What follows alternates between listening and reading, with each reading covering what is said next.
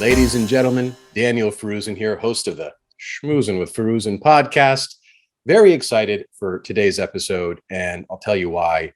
It involves two things that are near and dear to my heart, which is the law and the city and community of Los Angeles. As I'm sure you guys know, I'm a lawyer, and some of you may have seen my previous podcasts where I interviewed people from People Assisting the Homeless or Sam Yebri, who is running for Council District 5.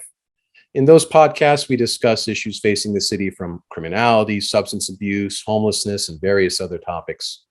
But today in particular, I have someone on the podcast that brings a lot of these threads together. Judge Craig Mitchell. Judge Mitchell works in downtown Los Angeles, obviously as a judge, and he does a lot of work with the homeless community. I can only imagine a person in that situation has quite the vantage point and a particular insight as to what's going on. So I couldn't be more enthusiastic about having this conversation today. Judge Mitchell, thank you for coming on. Thank you very much for having me. Judge, please tell us a little bit about yourself. I am sort of at the tail end of my judicial career, year number 18. And I have called a criminal calendar from day one. But what really has informed my being a judge in the criminal domain, I started my career as a teacher. I taught high school in South Los Angeles for 17 years. And following my teaching career, going back to law school at night, I ended up doing a little bit of defense work. Then I was hired by the district attorney's office, was a prosecutor for 11 years, and as indicated now, having been on the bench for 18. I have a felony trial court. Most of my trials involve cases that carry a life sentence, so that this is not misdemeanor land, this is not car theft land, this is murder, attempt murder, child abuse, things of that nature, very serious offenses. So let me see if I can recap that. We have involvement in the community as a teacher, some defense work, prosecutorial work, and now you're a criminal judge overseeing some of the more heinous acts that may or may not have been perpetrated. Is that fair to say? Accurate. Okay. I mean, look, what more could I ask for in terms of getting someone on here to really link all the issues together? You certainly have that vantage point. So let me ask you this. With all this background that you have sitting here today, how has all of that influenced your views? And we're going to go in a minute and talk about the Skid Row Running Club, which you started. But before we get to that, how has the history of your career affected your views of the city of Los Angeles? Well, my teaching career is crucial to my perspective. I taught for 10 years at Sarah High School, which was an all-boys Catholic high school in South Los Angeles. 100% of my students were men of color. And then I taught for several years at Crenshaw's Continuation High School. All of my male students were Rolling 60 gang members. Wow. And then I finished my teaching career at Wilson High School, teaching in the law magnet. And so my outlook on life is informed by working with young people who, in all candidness, face challenges that I never had to as a high school student. And to see them from difficult circumstances at times, overcome those challenges, go on to college, distinguish themselves. I mean, I delight in the fact that some of my former students now appear before me as attorneys. Okay. I keep track of many of my former students. We remain friends. In fact, this past weekend, I married a student that I taught 30 years ago at Wilson High School. He and I have been friends. We've traveled the world together. So, it's a background that makes me understand, perhaps in a way that academia would not, simply reading a newspaper would not. What it means to set your goals and achieve in challenging circumstances. It's an interesting point that your experience taught you in a way that reading a newspaper never would. I think that's telling. I certainly don't have the level of experience you have on these topics, but I couldn't help but think back when I did some volunteer work when I was going to USC in undergrad, and I did work around the community and some of the underserved parts of the community. And I'm from West LA, Beverly Hills. I was raised in these areas. It is different. It's one thing to have an intellectual understanding. It's another thing to have an emotional experience in terms of changing someone's mind. Can I ask you, what are some? And it's very different. I drove my kids home to 81st and San Pedro, 81st and Central, to the Ramona Gardens housing project, to Nickerson Gardens. I had things thrown at my car because the gang members in those housing projects didn't know who I was. I have also been exposed to attorneys, who will attempt to float the proposition that, my client had no choice but to join a gang. And that rings hollow to me because I have taught literally hundreds of young men who have grown up in neighborhoods where you have multiple powerful gangs, and they were not sucked in. And in fact, teaching at Crenshaw High School with the Rolling 60 gang members, there's a code in those gang neighborhoods that if they see a person who is achieving academically, a good student, a good athlete, they're proud of that person. And they leave them alone so that they can, distinguish themselves. And those nuances are oftentimes lost for people who, learn about our community at an arm's length. Interesting. Okay. So let me ask you this question. Since you began working in our community and had what I consider to be fairly sizable experience, what's changed since when you started being a teacher till today, where you're the judge in the court? What would you say if I said to you, Judge Mitchell, how would you describe the changes in our community since you started doing what you're doing? I would say the most profound change is the fact that we now have successive generations that have been impacted in a very negative way by first the crack epidemic and now the methamphetamine and moving into the fentanyl epidemic.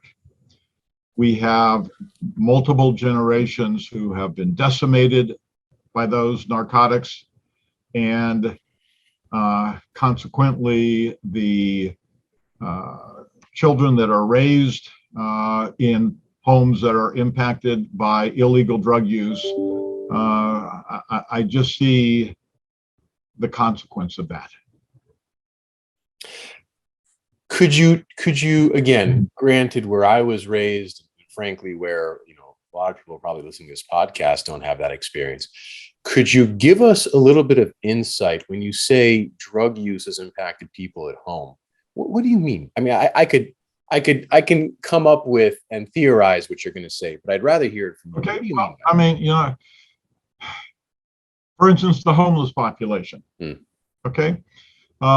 Present generation, we know that the homeless population is getting younger and younger all the time.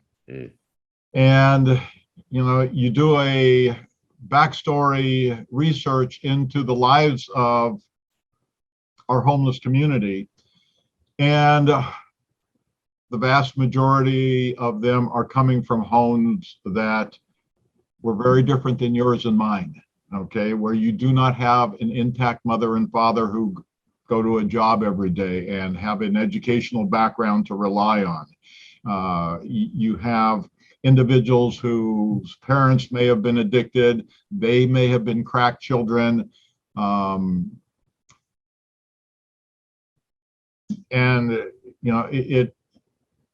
you don't have a home situation where the parents are sitting down and making sure that deficiencies in the school are made up for by extra reading at night, helping with development of math, etc.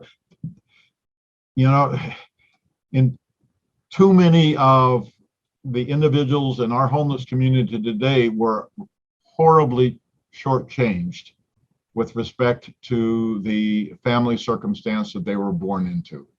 And that is radically different than what I saw in the classroom 30 years ago. It hurts my heart to hear that, because you're so right. The words you used, shortchange. Yeah, no one chooses their upbringing, No one chooses that a parent would be incarcerated for a significant period of time. They don't choose that. Father Boyle, the common denominator that he sees in so many of the young men who get caught up in the gang lifestyle, he comes back to it over and over again in the books that he writes: absent father. Okay. And we need to address that. Tell me about, so I've been hearing various things about family structure and having a father figure, and frankly, am well aware, as a guy who handles sexual harassment cases on the regular, well aware that a lot of things in society that I would wish weren't there seem to be perpetrated by men. And by all means, correct me if I'm wrong, but let's thread this out, because this is interesting to me. You said that there's or at least you alluded to a lack of a father figure being involved. And I brought up the fact that it seems like we're seeing more and more criminality amongst young men.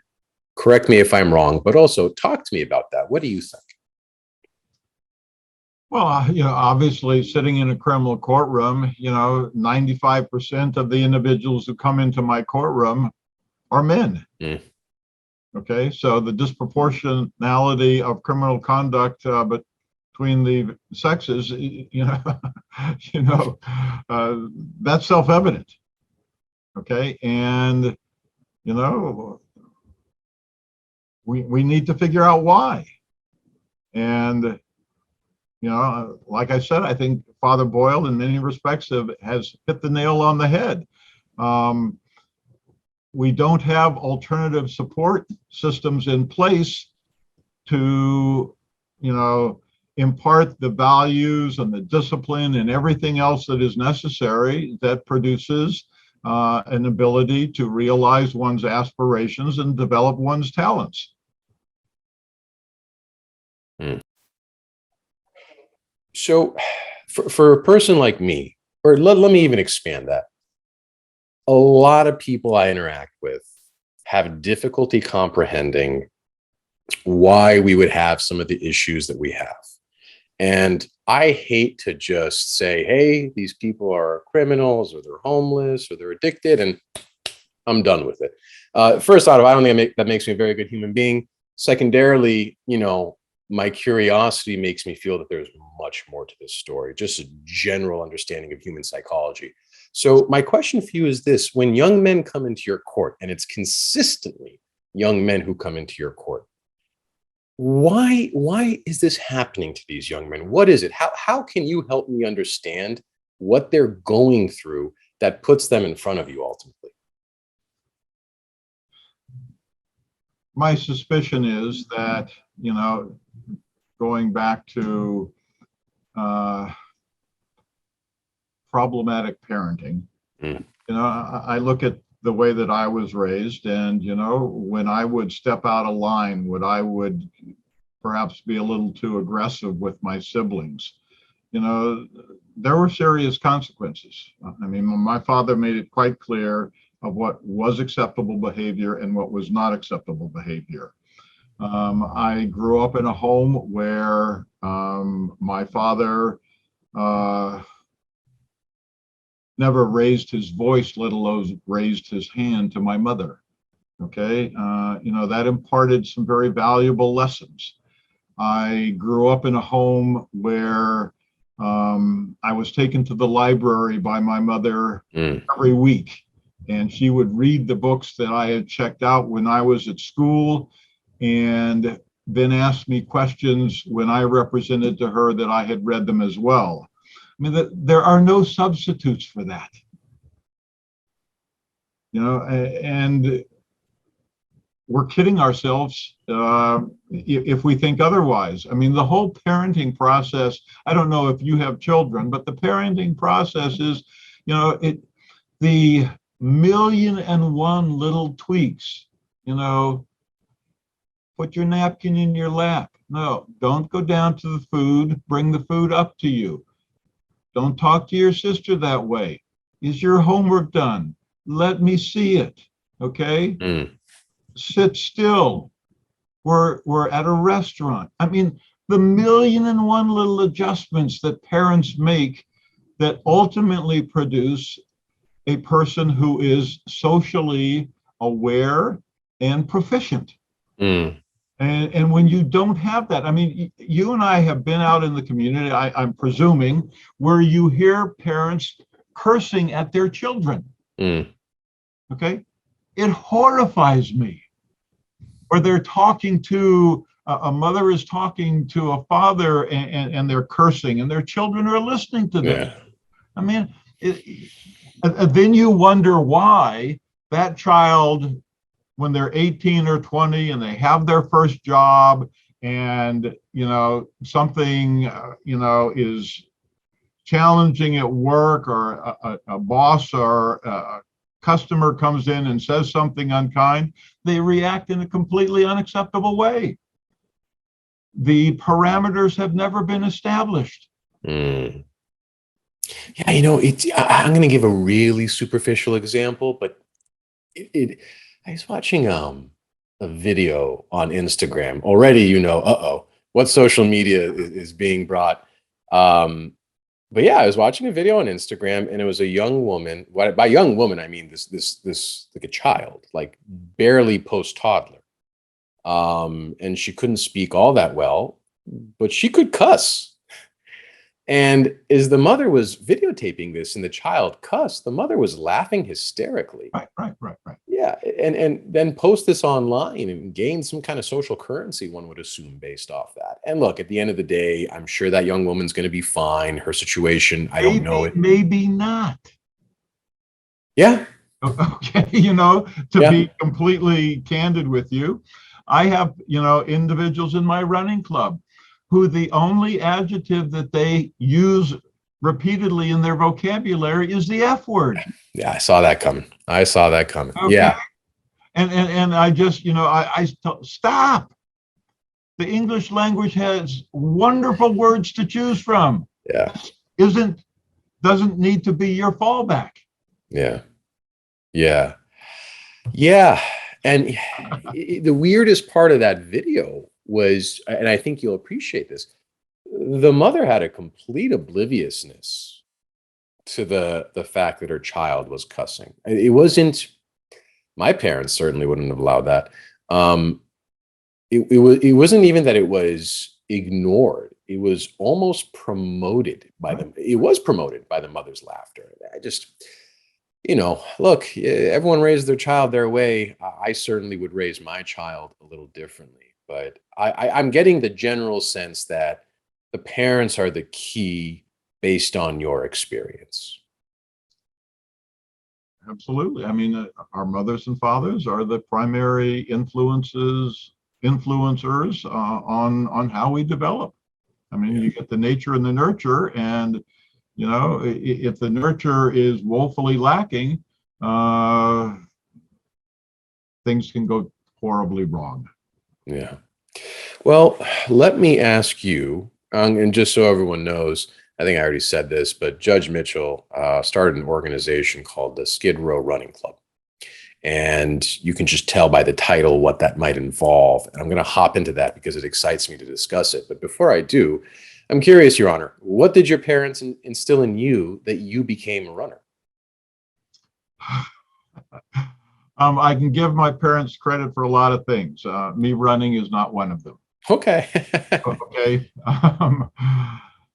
I ended up running because I was employed as a prosecutor at the time. My boss wanted me to run in a law enforcement run, and I was a newly hired DA at that point, and I figured it wouldn't help my career advance if I told him no. So I said, oh, sure, I'll run. And I had never run before. In fact, I sort of had it in my mind that I didn't like running. And I ended up participating in this law enforcement run and ran with a few other people that I had an opportunity then to run with on my free time, and found, lo and behold, that in fact I sort of took to the proposition. How did that turn? Well, let's first discuss, what is the Skid Row Running Club? Skid Row Running Club is an organization that I founded 11 years ago at the Midnight Mission. And it is a program where we run Mondays, Thursdays, and Saturdays, 52 weeks out of the year. Okay. We run about 3 to 4 marathons a year. Wow. Half marathons, relay races. We have activities all the time. And once a year, the Skid Row Running Club runs in an international marathon. Last year, we ran in the Egyptian Marathon. This coming February, we'll be taking 60 of our runners from Skid Row to run in the New Delhi Marathon in India. Interesting. We've been to Rome, to Berlin, to Vietnam, to Ecuador, to Jerusalem. It is something that has taken a great deal of my time and energy at this point in my life. But the whole proposition of the Skid Row Running Club, and it's very similar to a 12-step program in terms of recovery. You get a group of people who share a common backstory, and in this case, it's addiction, it's homelessness. But you get these people together, and so they're comfortable around one another. You involve them in an activity that on many levels is very rewarding, but it provides a sense of community. Our runners know 3 times a week they are going to be with people who care about them, who are going to experience the same highs and lows that you experience when you're running, and that they have something in common to talk about at the end of a run. And it's that community building, which is identical to the community building when you are in a 12-step recovery program, that keeps you on the straight and narrow. And when you know that, a month and a half from now, you're going to be running a marathon. 6 months from now, you're going to be traveling overseas to a place that you'd only dreamed of. Okay. Those are the thoughts that when you are tempted to relapse, you say, no, I need to call my sponsor. I need to call some of my friends in the running community. I'm feeling tempted to relapse. I need their help and support so that doesn't happen. So just so to make this clear, the Skid Row Running Club is a running club for homeless people. And you're giving these people this opportunity where, in one sense, they're sleeping on the streets or in a shelter or whatever it might be, or maybe they're adjacent to being homeless, or they're under threat of being homeless, whatever it might be. All of the above. And you actually take them to the other side of the world to run marathons. And we stay at nice hotels, and we are gone for 2.5 weeks. What you got? I'm sorry, I'm tongue tied because my brain is. What must that experience be like for the people who are part of this organization? It is life changing. I mean, let me just use one example. Yeah, please. When we went to Israel and Jordan, we went to Petra. I don't know if you've been to Petra. I have not, but I know what it is. Okay, you know what it is, and we arrived in Petra just before sunset, and we're looking over what is called Wadi Musa, the Valley of Moses. Mm. And the sun is going down and the sky is beautifully colored. And our runners are standing there silent with tears running down their face because they are trying to process where their life was 6 months ago to where it has come to at that moment in time, and it happens every time we go someplace. Mm. When we went to Ecuador, the great thing for me is, we end up going to Ecuador.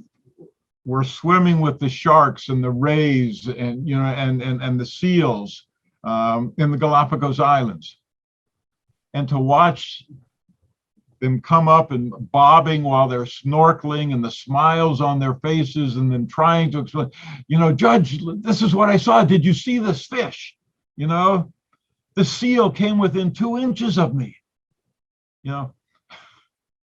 Their life experiences that they would not have otherwise. And it is one of the things that the running club, I think, really drives home, that if you can make good choices, if you can maintain your sobriety, life has some wonderful opportunities to offer, experiences. And I don't have to say anything. I mean, those life experiences are worth 100 incredible sermons, because the experiences are vastly more powerful than words alone. I believe that. How did you start this? How did this even initiate? Interestingly enough, I had sentenced a young man to prison, Roderick Brown. And for some reason, even though I sent him to prison, he liked the way I treated him in court. So when he was paroled, he came back into my courtroom and said, Judge, do you remember me? And I did. And he said, well, I'm at the Midnight Mission and I'm in recovery, and I'd like you to meet the people who are involved in that process.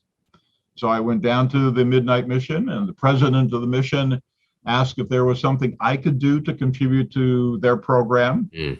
And I knew how important running was for my own physical and mental health. And so it made perfect sense to me to say, well, I'll see if I can get a running program off the ground here. And that's how it started. Can I ask you, do you know what it was that you said in your courtroom to that individual that made them remember you and appreciate you? I make it a practice to address all the defendants who come into my courtroom as, Mr. John Smith. And I always say good morning, good afternoon. And I always look them directly in the eye. And I try and make it clear, certainly during trials, I'm not judging anybody. Mm. Okay? And so it's just, it's just the way you treat people.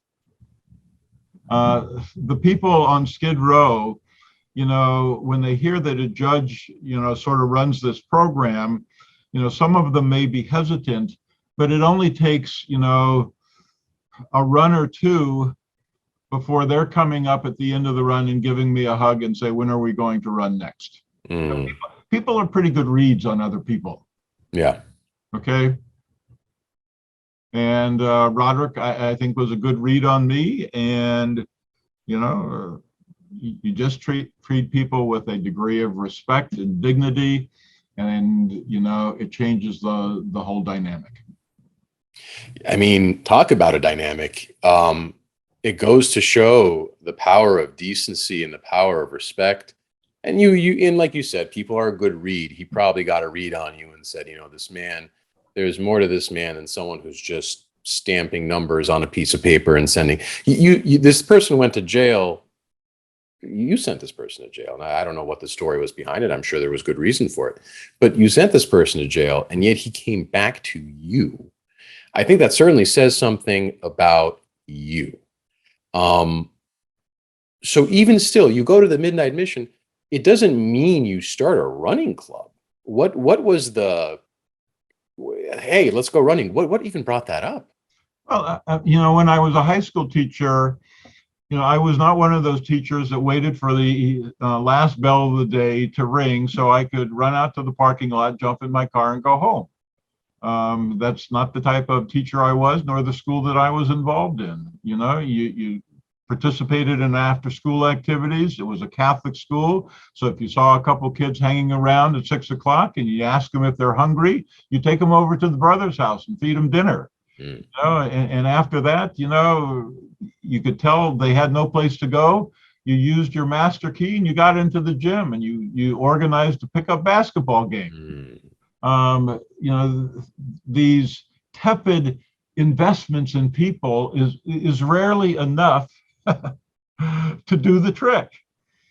And I understand that. It's like the attorneys who come into my courtroom, or the psychologists who write a report, and a person's been using methamphetamine for the last 4 years, and they come in and say, well, we're recommending a 90-day outpatient program. And I just laugh. Who are you kidding? Okay? Day outpatient program isn't going to work. You need something far more intensive. And, it applies across the board. If you're going to equip a person to make good choices, for instance, methamphetamine is incredibly addictive, incredibly powerful. Relapse is almost a certainty in the initial efforts to gain sobriety.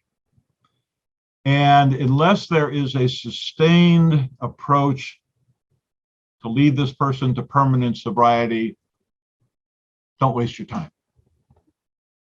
I have so many questions. Let's stay on the running club for a minute. How many people join you on these runs? We have an active roster of about 125. Wow. Okay, so you come down to 6 in San Pedro on any Thursday. On any given run, we're going to have 50 or 60 runners headed eastbound on 6th Street. Impressive. Okay. Let's you said that, let's stay on the running club for just a minute longer. You mentioned some of these people hug you. I shouldn't say these people. These are your friends, I'm sure, but some of the people who you run with, they hug you. They're my serious friends, yes. What do they say to you? What notable exchanges have you had? The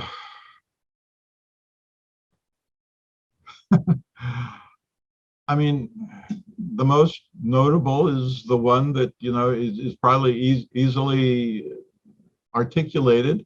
They'll give me a hug, and before they let me go, I love you, Judge. Okay. I get the sense there's an underlying thread in our conversation where it almost sounds like, and this is not to take anything away from what you've accomplished here, but it almost sounds like you don't need to climb Mount Everest. You just need to be a decent human being. And based on that and that alone, you can not only connect with people, but possibly uplift them. Would you agree with that? Absolutely. I'm not a particularly great runner. I don't think I'm particularly charismatic. My talents are mid-range at best. But if the assessment is that you're a genuine person, that you genuinely care about the other person. And how is that demonstrated? I've been doing this now for 11 years. I can count on no more than two hands the runs that I have missed in 11 years. Wow. Okay. The simple fact of showing up every single run over and over again, of getting the money to make it possible to go overseas. When they open the door to that 5-star hotel in the country that we're visiting, they feel special. Yeah. And and that's what I really want folks in the community to understand. If you're willing to invest the time and you've got a good heart, radical changes will take place. You can really make a significant impact. These people are interacting with you in such a way, and we had started this podcast talking about parents and maybe the lack of parental intervention, which leads people to, whether it be crime or substance abuse or whatever it might be. Is there an aspect of this where you said I show up, and I can imagine if someone grew up in a difficult household, there was someone who didn't show up. Right. Is that part of what this is? The fact that you show up 3 days a week and you've only missed less than two hands count to work, you've missed less than 10 episodes in 11 years. Is that it? Is it the fact that you're showing up, which is making these connections? I think that's a big part of it. Okay.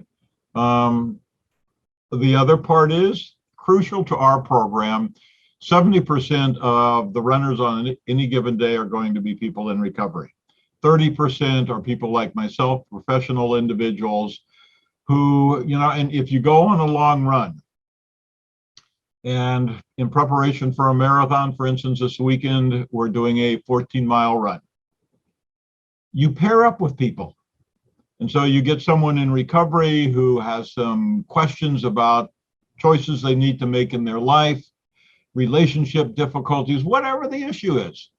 I bear my life experience to the people that I run with, and they do the same to me. And we bounce ideas back and forth, and we share what works and what doesn't work. And it's that interpersonal dialogue and dynamic, that I think is crucial to helping people, move forward in a positive way. This is inspiring. I mean, we hear things about this actor or that actress or this or that. People need to know about this. This is the important stuff, in my opinion. And so I sincerely appreciate you giving me the opportunity to ask these questions. I got to ask, how do you fund the organization?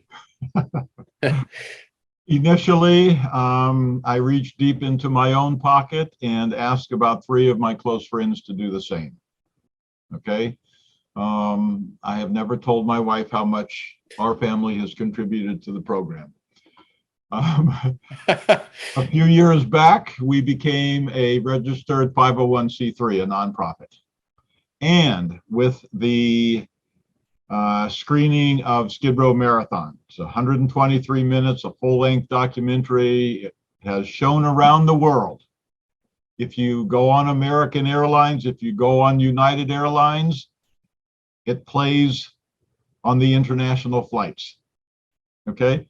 I mean, it's a incredible movie that really lets folks know what this program is about. And we receive donations on a fairly regular basis from people around the world to make our program possible.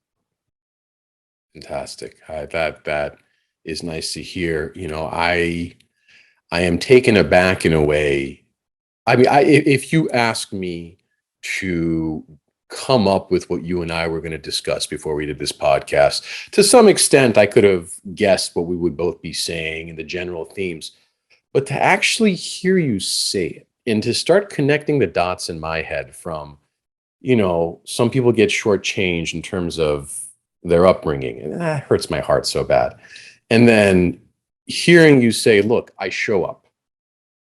and connecting those two dots. And then the image of someone who, I don't know, not too long ago may have been sleeping on cement and now is snorkeling and looking at fish. I mean, the humanity in what you're doing, it makes me emotional. The humanity in what you're doing is 10 out of 10 humanity. I mean, this is top tier stuff where people are really making a difference in my community. So I'm sure I'm not the only person. I'm sure people who are watching this appreciate what it is you're doing as well. Let's talk. I've taken a lot of your time. Let's talk about the substance abuse. And you had mentioned crack to methamphetamine to fentanyl. Right. I began following the substance abuse stuff. I would call it the substance abuse issue, epidemic, whatever you want to call it. And again, correct me if I'm wrong. You know better than I do. But when fentanyl got involved, because it seemed like, again, correct me if I'm wrong, for the thousandth time, but it seemed like fentanyl was an accelerant. I drive around the city just like a lot of people do. And whether you're in Santa Monica, frankly, affluent areas or areas of downtown Los Angeles, you know, I don't remember seeing people in the situations that I occasionally see them now. And I'm sure methamphetamine's been around and crack has been around. But I see people. No, okay. My perception is methamphetamine is the game changer. Okay. Okay. It's cheap. It's powerful. The drug manufacturers in Mexico changed the formula. So it is devastating to one's physiology. The incidence of mental illness can be traced right to methamphetamine. It's methamphetamine-induced schizophrenia. Okay. There has been a sea change in our homeless population with the advent of methamphetamine. I would, because, you know, I dealt with people and I deal with people who use opiates, who have used crack. You can get off of crack after using it for 15, 20 years, and you're not too much worse for the wear. You can't say the same at all about methamphetamine. Yeah, I think anyone who's spent. And just to interrupt you, Please. Governor Newsom visited a homeless encampment along the 110 freeway 2 weeks ago, and I watched the little news segment on it.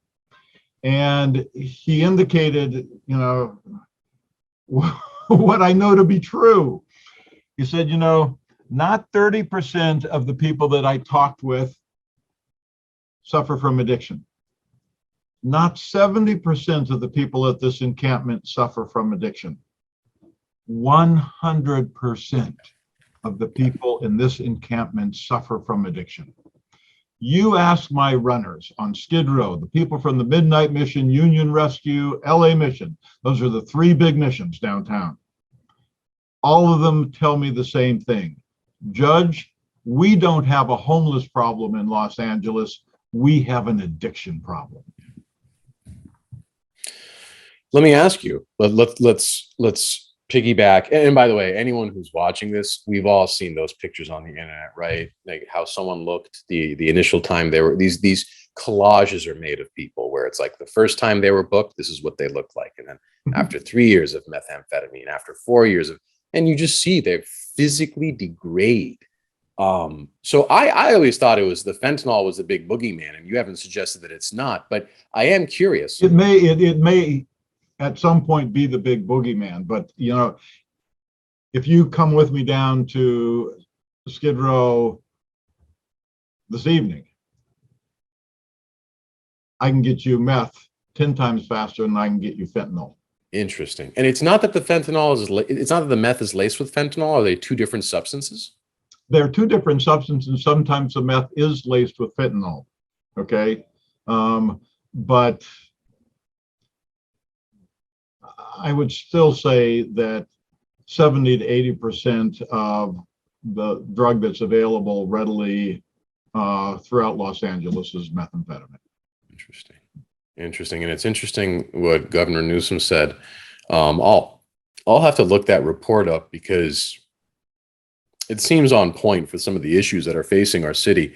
Speaking about issues that are facing our city, I want to ask you about problems and solutions. I think at this point, we've talked about the problems, where they come from, and I appreciate you giving us your particular insight. Let's talk about solutions. Let's talk about hope, something that I think you participate in on a regular basis. Talk to me from your vantage point as a judge and someone who has the Skid Row Running Club. What are the solutions, in your opinion, to our problems in this city? Certainly, in order to effectively reduce homelessness, you've got to be able to address addiction. And I think Governor Newsom has taken a good step in the care courts that have just been enacted into law. Got a certain element within the population that opposes them. I don't. Mm. I've been a judge long enough to understand that we had tools to deal with addiction that have been taken away from us. We used to have Prop 36, DEJ. Those are terms that anyone involved in the criminal justice system knows. That essentially, that if you are arrested on a drug possession charge, if you participated in a Prop 36 or a DEJ program, you went to a minimal amount of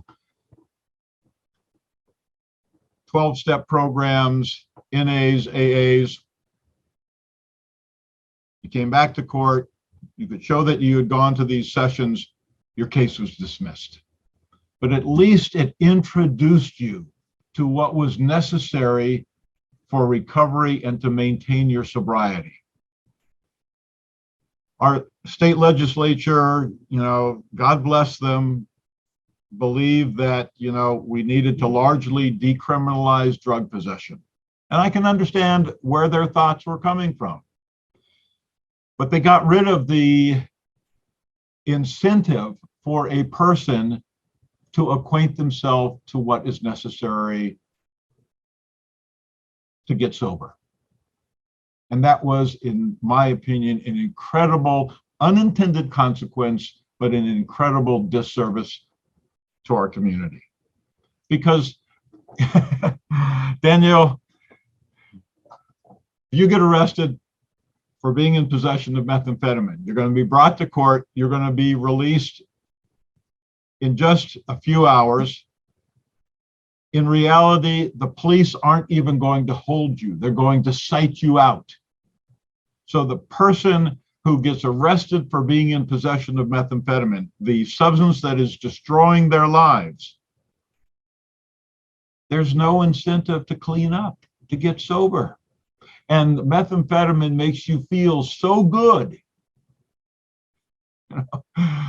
You're not going to walk away from it voluntarily. You're not going to have an epiphany and say, rare is the person who says, I see what it's doing to my life. I see that my family doesn't talk to me anymore. I'm estranged from my children. The drug is so powerful. They're willing to pay those prices.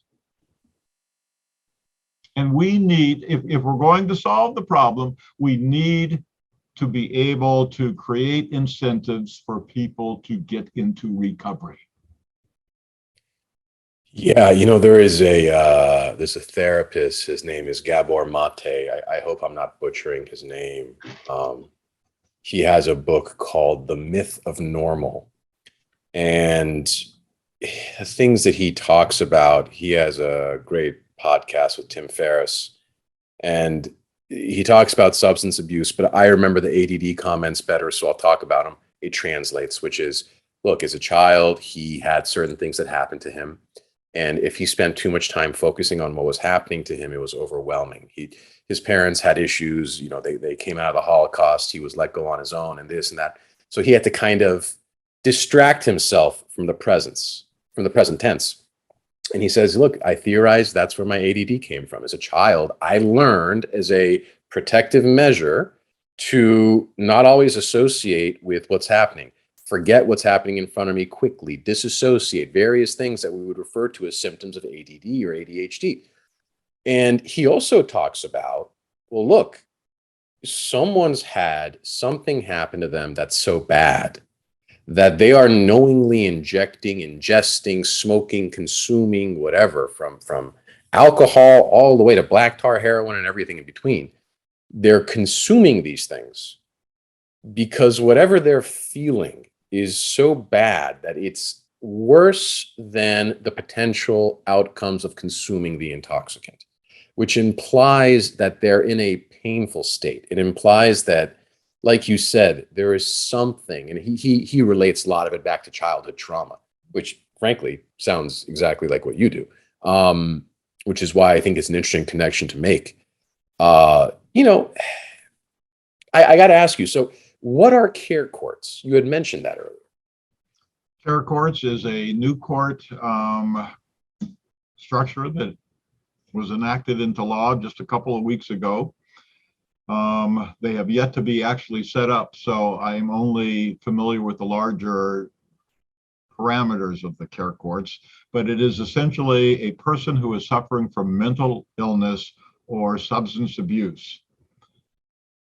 That person or the person's family can request that they go into a court setting that can impose sanctions to encourage them to get into recovery. Interesting. What kind of sanctions are we talking about? You know, flash incarceration. Okay, you're high.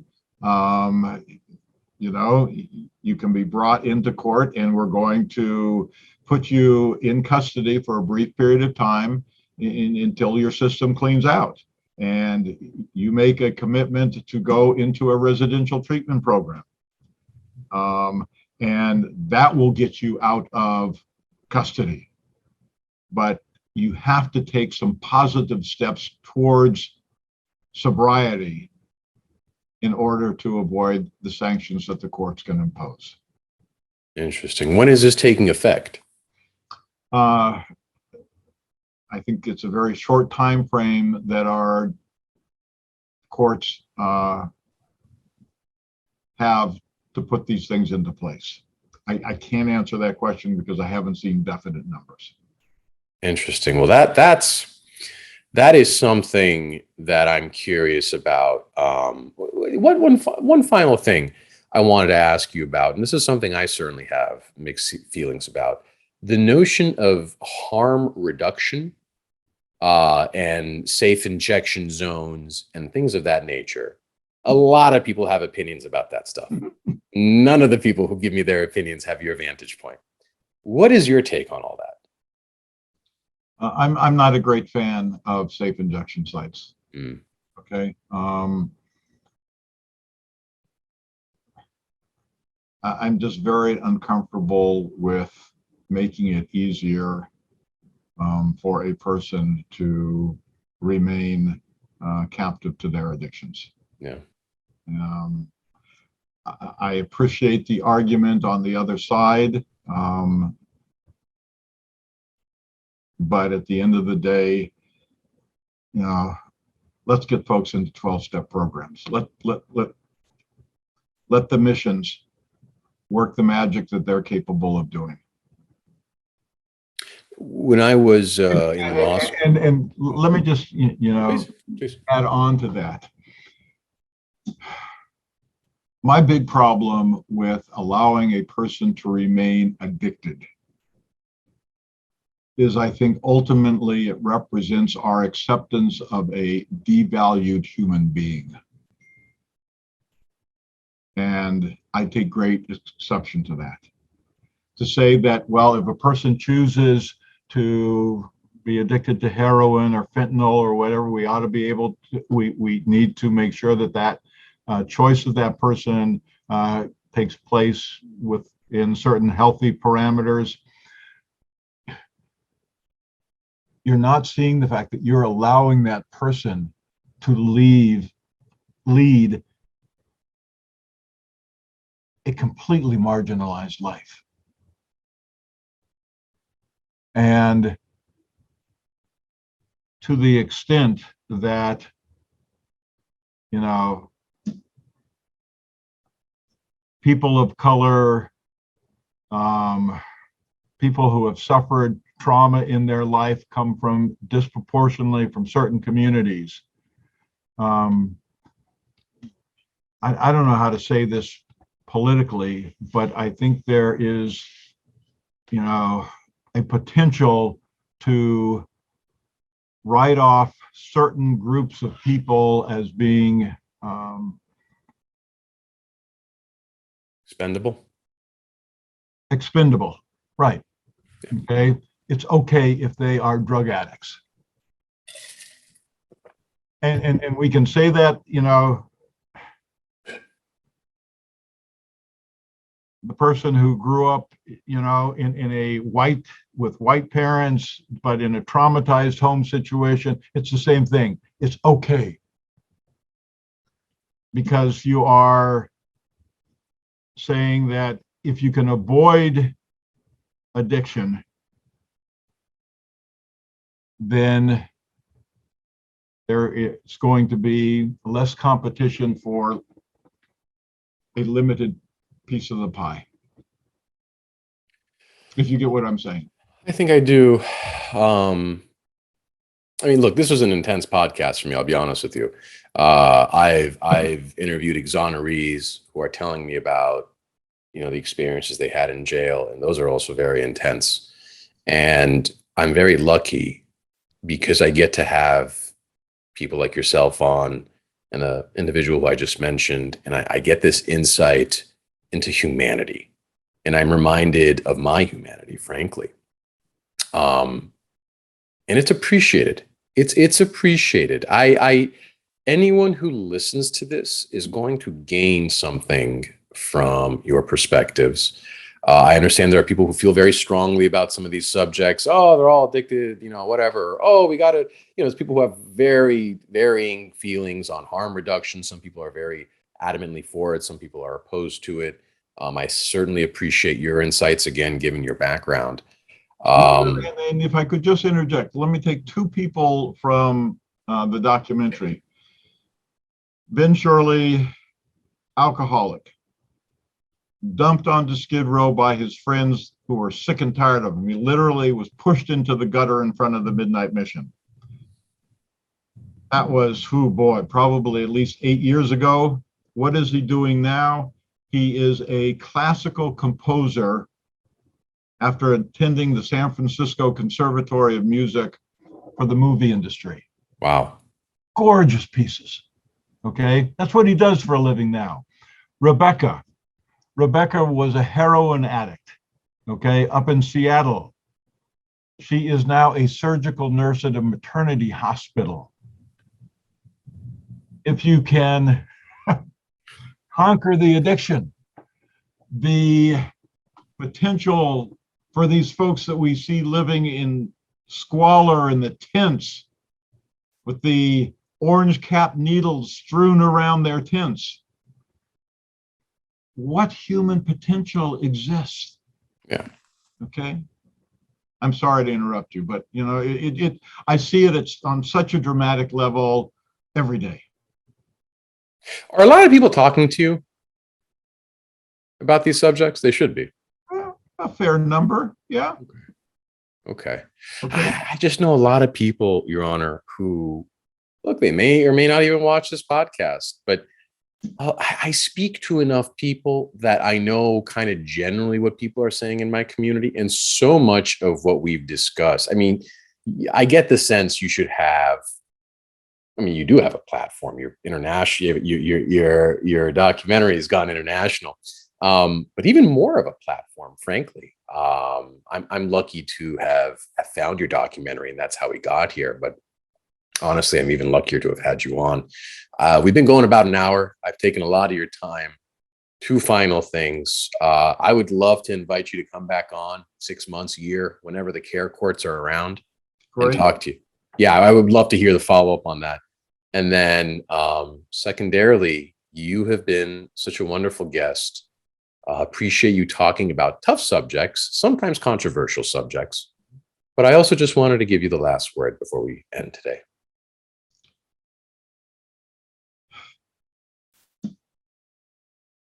do not buy into a one-dimensional image of people who are addicted or homeless. As my last remarks indicated, everyone who is living in one of those tents, everyone who is captive to an addiction, has untapped potential and contributions to make. And we need to understand that. And the other thing is, if we are going to support people in their sobriety, it is going to require the larger community to make a real investment of time and energy to help people regain their self-esteem and the ability to maintain sobriety. Daniel, if there were quick fixes to homelessness, we would have figured it out a long time ago. There are no quick fixes. I've learned that with the running club. There are a lot of our runners that, we have been working with them for 2, 3, 4, 5 years until it finally sticks. And if you're not willing to marshal a sustained effort on a very intense level, then the prospects are pretty grim. Yeah. Okay. Okay. Talk about humanity in a podcast. This has been a heavy but inspiring and thought-provoking episode. So your patronage or your audience, you being here, is really appreciated.